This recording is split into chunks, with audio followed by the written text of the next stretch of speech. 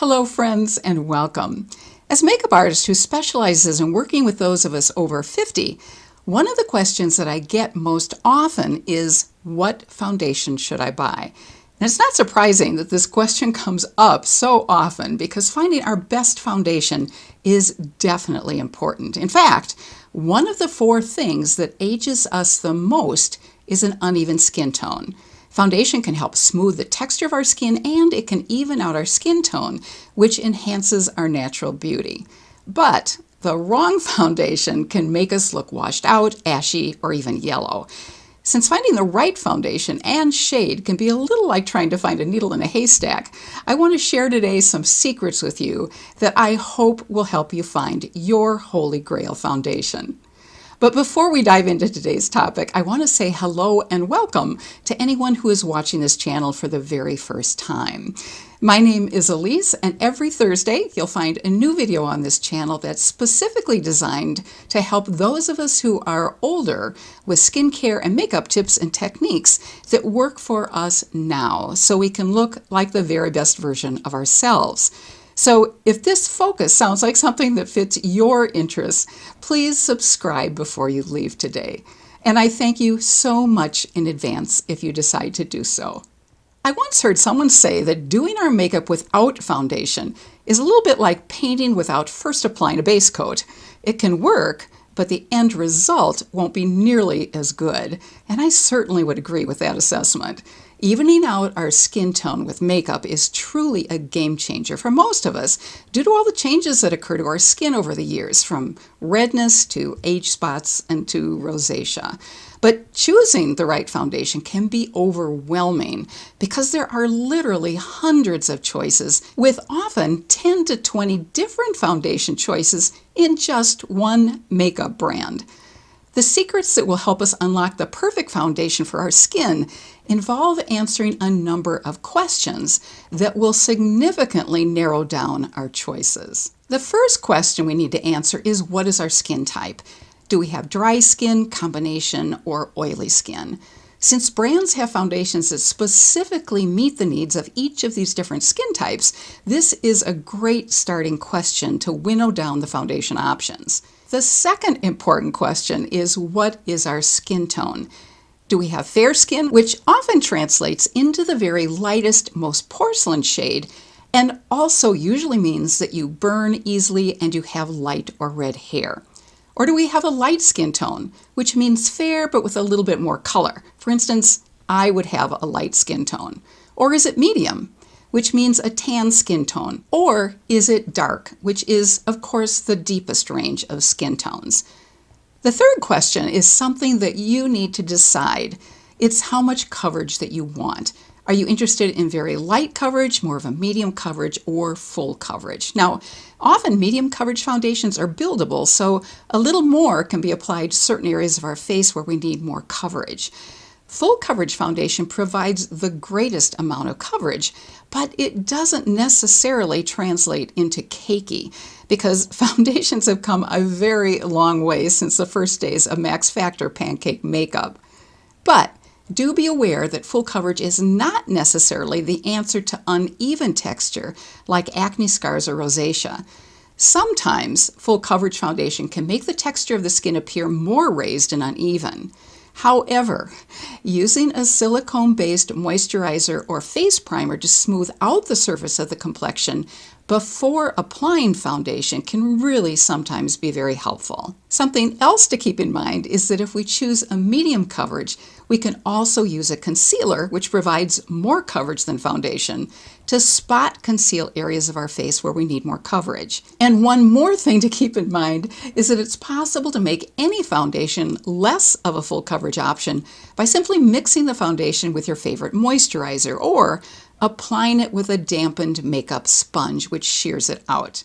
The fourth question is, what type of finish look do you want your face to have? Matte, satin, or dewy? A matte finish is one which is evenly smooth, shine-free, and makes the skin look poreless. A matte foundation can work for all skin types, but it works especially well for those of us who have combination or oily skin. Some good matte foundations include Clinique's Stay Matte Oil-Free Foundation, Estee Lauder's Double Wear, L'Oreal Infallible Pro Matte Liquid Longwear Foundation, or Maybelline's Fit Me Matte Poreless Oil-Free Foundation. One that I love that's termed a natural finish, which is pretty similar to matte, is Catrice's True Skin Hydrating Foundation. In fact, I'm wearing it today and I've teamed it up with another foundation which I'll be mentioning in a few minutes. This is the Catrice True Skin Hydrating Foundation, and let me show you a swatch. Now, as you can see, it's somewhere between matte and radiant, which is really more skin-like. It's a little bit too yellow for my skin tone, which is why I have to mix it with another foundation that has more of a pink base to it. But this is truly one of my favorite foundations. It really looks beautiful and it doesn't settle into fine lines and lasts a very long time without breaking up on the face. A satin finish is a perfect balance between a matte foundation and a dewy looking foundation. So there's some radiance, but not as much as there is with a dewy finish. Some examples of foundations with a satin finish are Stila's Hide and Chic, Maybelline's Dream Satin Liquid, and Cover FX's Natural Finish Foundation. And I'll show you a swatch of two more foundations with a satin finish, Anastasia of Beverly Hills Luminous Foundation and L'Oreal's Age Perfect Serum Foundation. This is the Anastasia of Beverly Hills Luminous Foundation. Let me swatch it. As you can see, this one definitely has more radiance to it than the previous foundation, which was more skin-like. And this is L'Oreal's Age Perfect Radiant Serum Foundation, which, as the name says, has a little bit more radiance to it. This is the one that I mix with the Catrice True Skin Hydrating Foundation, which I showed you earlier. And I don't know if you can tell or not, but this also has more of a pink undertone to it. So it's definitely a cool color. A dewy finish is one which creates a natural sheen, a high shine, or a radiant glow. Some examples of foundations with a dewy finish are Maybelline's Fit Me Dewy Foundation, Revlon's Photo Ready Candid Glow Moisture Foundation, Armani's Luminous Silk Glow Flawless Foundation, and NARS's Sheer Glow. One other one I have is this one from Clinique, which is called their Even Better Glow Foundation. And let me show you what this one looks like. I think you can see the glow that this foundation creates. This is another one that I like to mix with my more matte or satin finish foundations. Question 5 is an easy yes or no answer. Do you want an SPF in your foundation? Many foundations come with an SPF of 15, which really isn't enough to provide adequate sun protection. But there are a number of foundations on the market which provide a stronger SPF, including several from IT Cosmetics. Since SPF in a foundation can sometimes be irritating to certain skin types, it is important to check to see if there is an SPF in the foundation that you're considering. The 6th question is probably the most challenging one. What is the undertone of your skin? Is it warm? Is it neutral, or is it cool?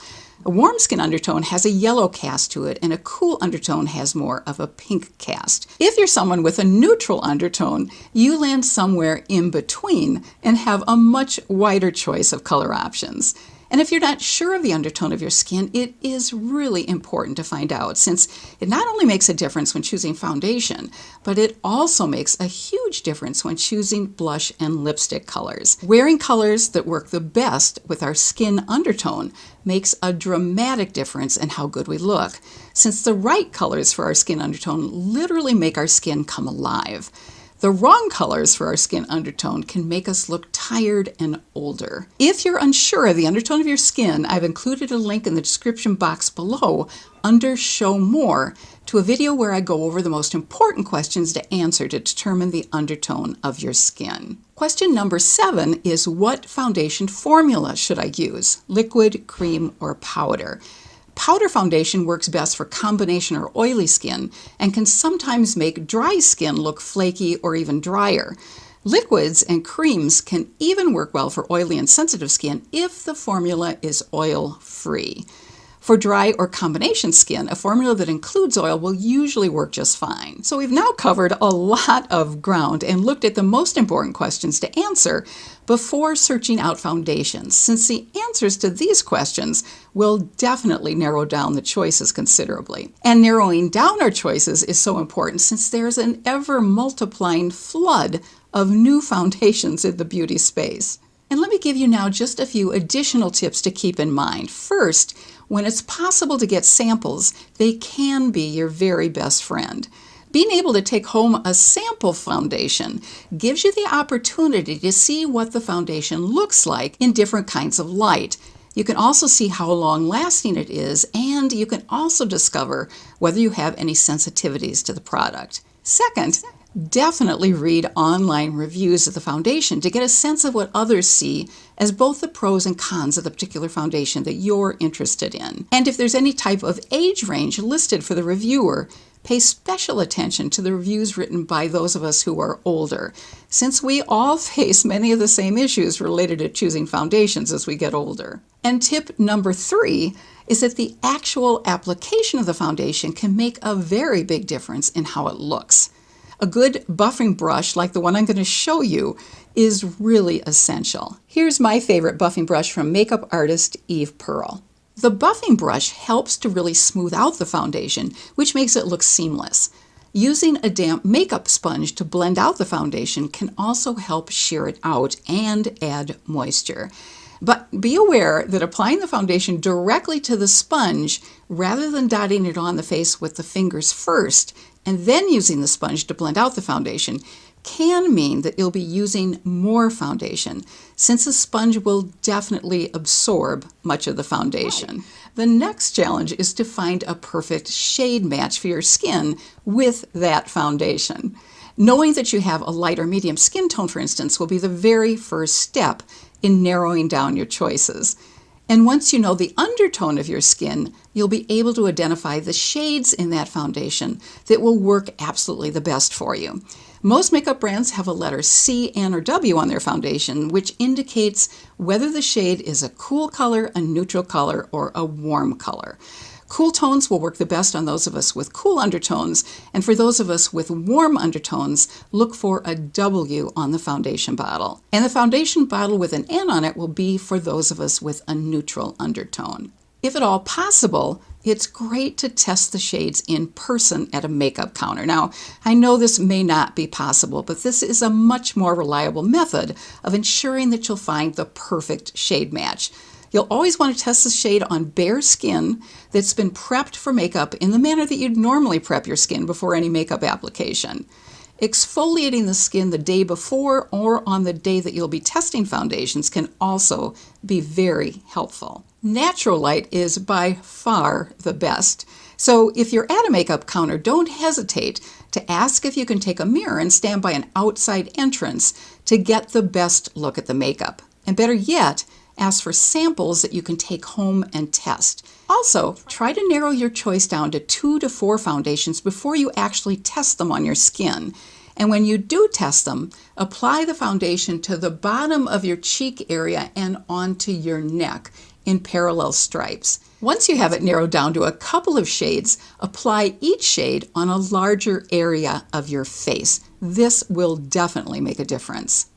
The perfect shade will blend seamlessly into your skin, since foundation is the one rare makeup product that you don't want to be able to see. The foundation should give you a your skin but better seamless look.